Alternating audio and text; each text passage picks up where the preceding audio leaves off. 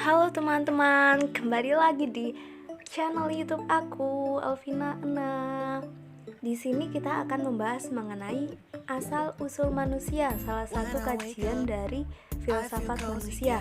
Lantas apa aja sih yang akan kita bahas di dalam video kali ini? Yang pertama, pengertian manusia. Setelah itu kita akan membahas tujuan adanya manusia. Yang ketiga, kita akan belajar mengenai sejarah adanya manusia. Dan yang terakhir, kesosialisasian dari manusia. Cekidot, kita simak. Manusia adalah makhluk yang eksentris. Diri manusia terarah keluar, mencari tahu atas kesamaan dengan sesama dan perbedaan dengan sesama, tanpa ada penyuruh. Manusia adalah satu dari banyaknya makhluk yang tercipta dari Sang Maha Pencipta, dengan kekhasannya sendiri, ciri-cirinya sendiri, tercipta dari segumpal tanah dengan banyak pertentangan mengenai adanya manusia. Dan bahkan manusia adalah satu dari makhluk yang dominan di muka bumi ini. Buah karyanya merubah wajah dunia ini, karena manusia mampu bekerja sama berpijak pada prinsip yang rasional. Kerjasamanya yang erat tidak hanya membuat mereka kuat, tetapi juga berkembang sampai melampaui batas fisiknya. 500 tahun yang lalu, orang hidup beratus-ratus tahun lamanya. Dengan sederhananya, keprimitifannya, kejahiliahannya, dan juga kesurvivalannya untuk bertahan hidup. Namun kini, di usia yang ke-40-an, orang lemah tak berkutik, atau bahkan di usia yang masih terbilang remaja, terlihat di jalanan dengan baju kusutnya, walaupun dengan badannya yang terbilang mampu. Dan bahkan ada manusia yang terbujur malas dengan gadget, sebuah alat yang populer di masa milenial ini.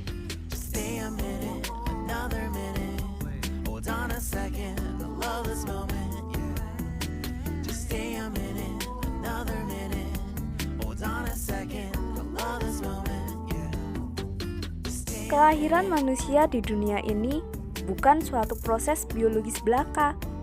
Manusia tidak lahir sebagai salah satu eksemplar dari jenis yang sama. Kelahiran manusia merupakan suatu proses manusiawi. Manusia lahir demi menuju keunikannya sebagai person.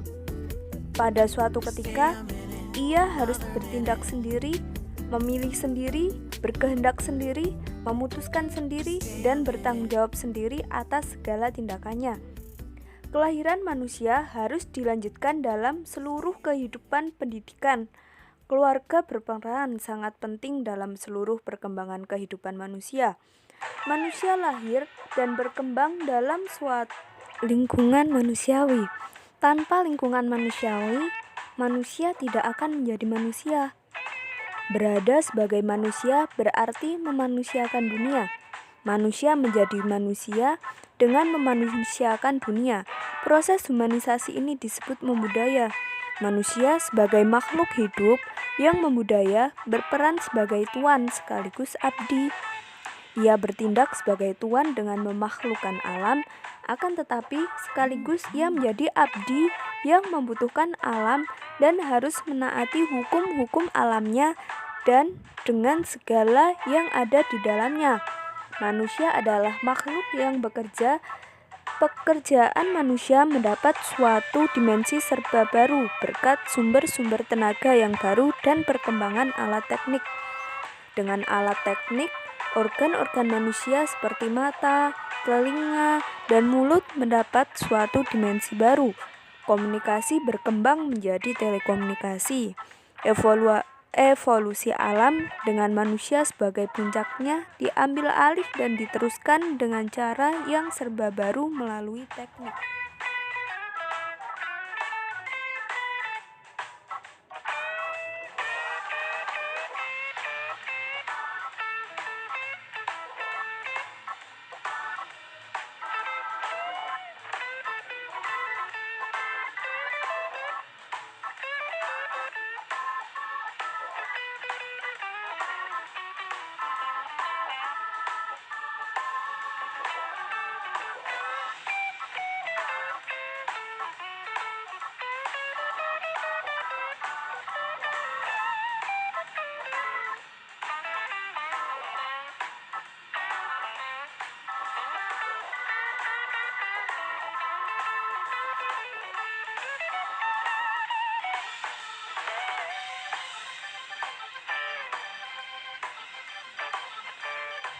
Charles Robert Darwin lahir di Inggris 12 Desember 1809, meninggal di Downcan, Inggris 19 April 1882 pada umur 72 tahun.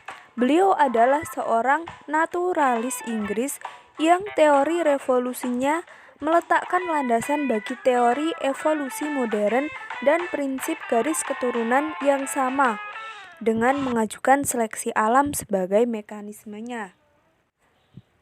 Pernyataan Darwin mendukung bahwa manusia modern berevolusi dari sejenis makhluk yang mirip kera. Selama proses evolusi yang diduga yang telah dimulai dari 5 atau 6 juta tahun yang lalu, dinyatakan bahwa terdapat beberapa bentuk peralihan antara manusia modern dan nenek moyangnya yang ditetapkan menjadi 4 kelompok besar sebagai berikut. Yang pertama, Australopithecines, yang kedua, Homo habilis, yang ketiga, Homo erectus, dan yang terakhir ada Homo sapiens.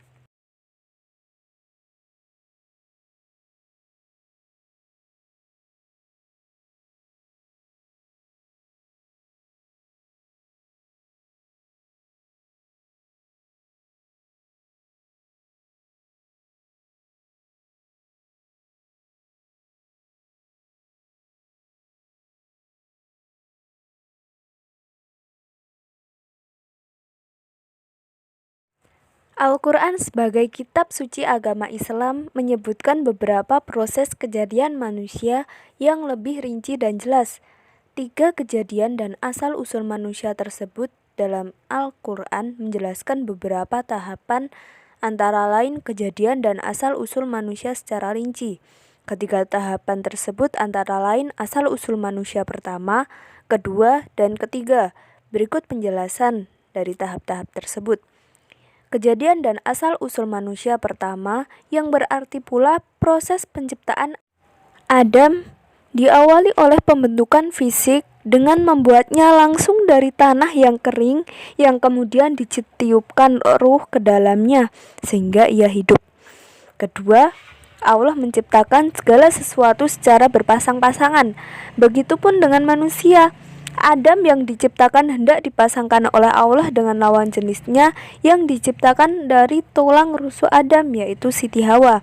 Kejadian dan asal-usul yang ketiga terkait dengan proses kejadian